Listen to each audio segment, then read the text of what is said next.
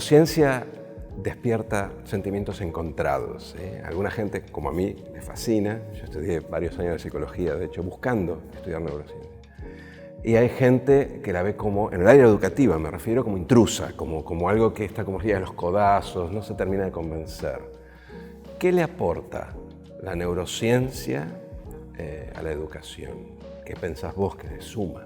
¿Qué pienso yo que le suma? Bueno, creo que la primera pregunta estaría buena decir, bueno, si es algo que viene y que trae una mirada nueva, que pueda hacer sinergia, yo por lo menos lo que siempre invito es a escuchar a ver si hay algo para aportar o no. Porque eso ya como que abre la perspectiva y nos predispone distintos a lo que podemos llegar a decir.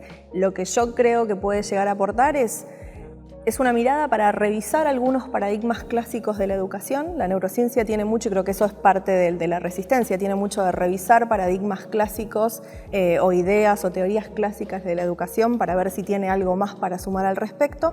Y lo que creo que es más fuerte que viene a traer es esta combinación de decir, bueno, ¿cuál es la evidencia que nos puede ayudar o que puede aportar de alguna manera a dar un impacto o a tener alguna mejora en algunos espacios educativos? Creo que sobre todo tiene que ver con eso, con aportar una mirada desde la evidencia, desde la parte más sistemática y revisarlas muchas veces los paradigmas clásicos, pero desde otro lado. ¿Y cómo sentís que es tu relación con los insiders, con los pedagogos, educadores de formación más tradicional, ciencia de la educación o de formación en el aula? Muchos de ellos han tenido las dos formaciones paralelas, una in situ. Hay un trato, una relación más amable y complementaria ahora que ha pasado el tiempo, que la neurociencia tampoco es que es una cosa del día de ayer, digamos. Creo que me sigo encontrando con que a veces hay mucha buena predisposición y muchas ganas de trabajar juntos y juntas y muchas ganas de ver cómo pueden complementarse las áreas, y a veces hay más resistencia, una resistencia que se entiende porque la neurociencia o la neuroeducación de golpe estuvo de moda y bueno, la cosa de moda uno siempre trata de mirarla un poco de lejos, pero ahora que pasó un tiempo yo creo que sobre todo cuando uno empieza a mostrar qué es lo que está tratando de hacer con ideas más concretas, y no como la neurociencia que viene a salvar a la educación, que en un momento hubo una bandera medio así de algunos científicos y científicas, ahora que eso ya bajó y que ya tenemos ideas concretas de por dónde podría ir, qué cosas podríamos llegar a poner un porotito y aportar, creo que hay mucha mejor predisposición que hace, no sé, 10 años. Ahora sí, lo que te voy a preguntar, la agenda que yo conozco, que he visto desarrollar, y me parece interesantísima, que tiene que ver con, yo lo llamo los niños maestros, en realidad niños, dicen los educadores, nosotros los llamamos chicos maestros, ¿no? Porque niños no se usan en el porteño, salvo cuando se habla de educación o de psicología. Sí. Contame un poco en qué consiste, o sea, muy resumidamente, el concepto de... Bien. El niño maestro. Sí, de hecho la línea de investigación tenía un título muy grandilocuente, ontogenia de la enseñanza, ¿verdad? Claro, y en la escuela, clínica, claro, sí, no, y en la escuela de bajémoslo. Entrar al aula y empezar a trabajar con niños y niñas, en la escuela los chicos y las chicas lo rebautizaron como pequeños maestros. Esa es Perfecto. La sensación que tenían ellos cuando venían a participar. Excelente título. En donde en una oración sería... Pasamos mucho tiempo tratando de entender cómo aprendemos y tenemos mucha menos tradición desde la neurociencia cognitiva tratando de entender cómo es que nos enseñamos. Entonces, básicamente mi agenda de investigación tiene que ver con eso, con cómo los seres humanos somos capaces de transmitir información, somos capaces de enseñarnos a edades mucho más tempranas de lo que uno creería. Y cuando hablo de enseñanza, no estoy hablando de aquel o aquella que fue un profesorado o un magisterio y se formó con... No, digo, ¿qué pasa cuando tenés 5, 6, 7 años y tenés un contenido de conocimiento que está buenísimo, que te parece relevante y que querés pasar a quien tenés enfrente? Entonces, pero explícame cómo funciona, si no lo explico yo. ¿Cómo? Si querés te lo bajo. Ok, a ver, no sé cómo funciona enseñar. No, que la agenda, lo que yo entendí, que me parece interesante, y te voy a preguntar qué tanto se puede extrapolar a otras franjas etarias, es que el chico que entendió, si entendió, el chico le puede explicar de manera más accesible a otro chico de su mejor edad que el adulto. No, bueno, ese es como ese es el titular que muchas veces se desprende, pero creo que hay que hacer como algunas aclaraciones. Sí, el Yo que... te estoy haciendo una bajada para tu propio marketing. No, sí. Lo que pasa es que el problema de ese marketing es que parece que la agenda de investigación dejara de lado la figura de aquel docente o aquella docente dentro del aula. No, yo estoy hablando de complementación. Por eso, como complementación. Como ayudante. Claro, exacto. O sea, básicamente lo que nosotros tratamos de hacer con el grupo fue decir, bueno, pueden enseñar sí o no, y una vez que descubrimos que sí eran capaces en contextos más controlados, dijimos, bueno, pasémonos a la tutoría entre pares.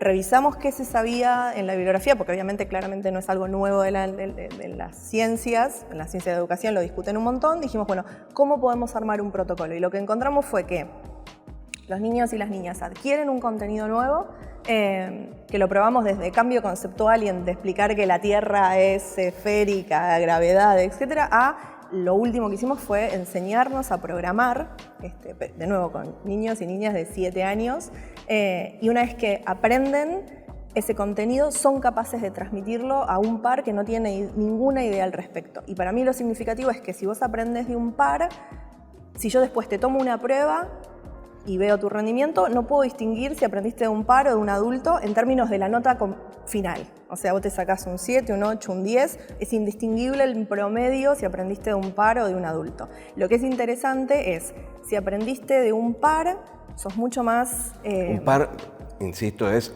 alguien de tu edad. Alguien de 7 años. Compañero. Tu compañero de segundo grado o tu compañera de segundo grado. Lo que es interesante es que ahí, en esa adquisición, en esa transmisión, vos te apropias de ese contenido de conocimiento de una manera que es distinta que cuando te lo enseña un adulto. Sos mejor, peor.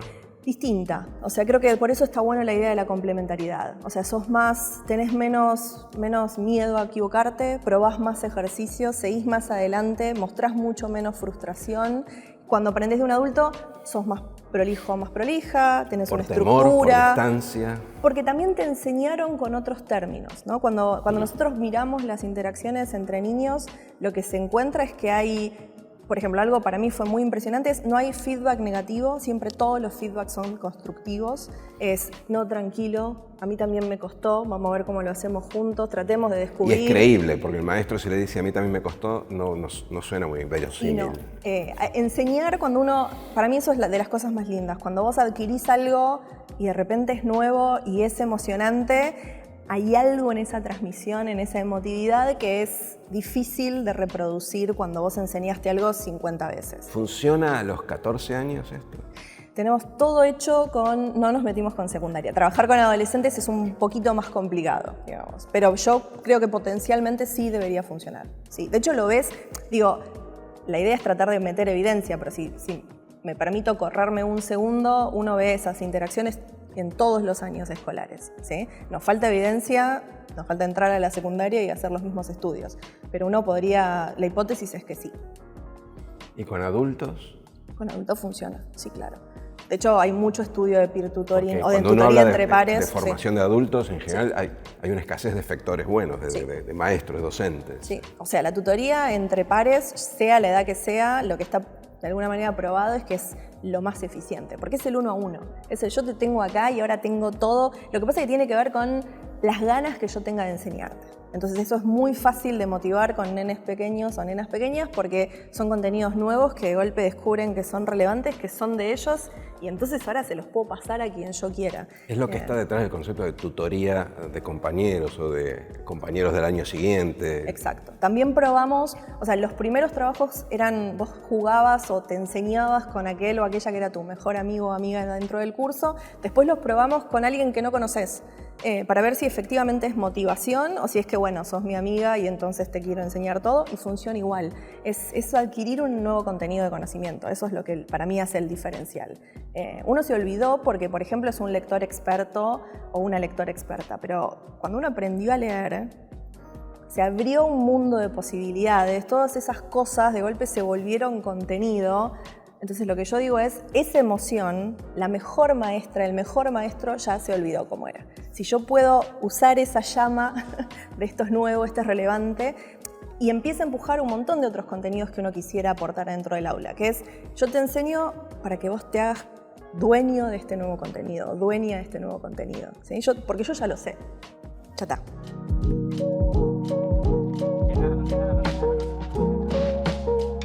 Te hago la última, muy puntual. Ahora hace poco salió una nota, parece que hicieron una encuesta donde le preguntaban a los padres qué opinaban de la educación en general y qué opinaban de la educación de sus hijos en particular, que es un experimento, una encuesta que yo me acuerdo me lo contó Guillermo Jaime Echeverri hace muchos años, creo que lo había hecho él o alguien cercano a él, y dio lo mismo que aquella otra vez. La gente piensa que la educación está muy mal, pero la de mi hijo está bastante bien.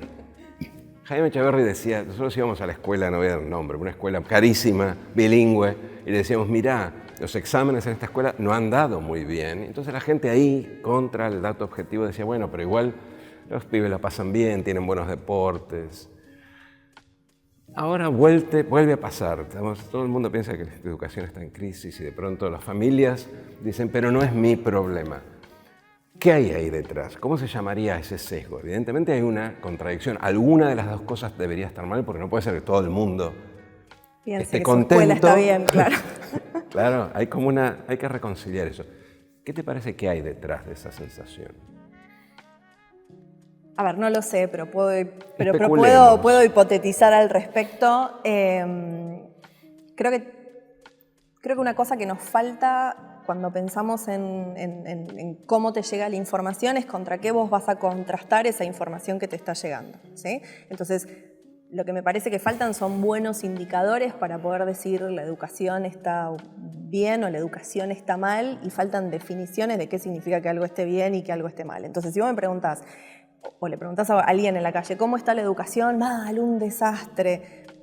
Pero ¿de dónde sacaste esa información? ¿Qué indicadores estás mirando? Bueno, lo que hace tu cabeza es tratar de sacar información, y probablemente la información que estés es la de tu caja de resonancia o la de tu contexto o la de los medios que te está diciendo que la educación está mal, y no saliste de eso, no saliste a leer, a buscar, a ver qué es lo que está pasando efectivamente. Entonces vos te quedás tranquilo, tenés una información, la comparás, tenés tu cajita de resonancia que te dice que está bien lo que estás pensando y está bien. Ahora, cuando me obligás a pensar, yo, la persona que estoy criando, la estoy mandando a una escuela y esa como está, ya no puedo decir que está mal, porque si no, ¿a dónde la estoy mandando? Cada uno cree Pero sí que es un está, sesgo entonces y de cada comportamiento. uno cree que está. Bueno, y tiene que ver con que cuando tomas una decisión con la mejor información y con las posibilidades que tenés. Entonces decís, de todas las posibilidades que yo tengo de escuelas para mandar, ¿a dónde lo voy a mandar? Y vos creés que elegís la mejor. Digamos, hay muy pocos que puedan